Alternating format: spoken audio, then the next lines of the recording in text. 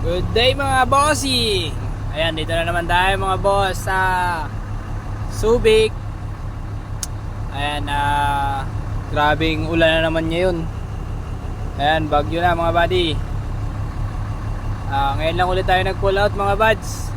Mahina yung biyahe natin dahil sa gera sa ibang bansa. Nakabala yung barko natin. Ayan, bali nasa Singapore pa yung barko, kaya pailan nilan pa lang yung ating biyahe. Hindi basta-basta makaluwas. So ayan mga buddy, biyahe tayo kahit na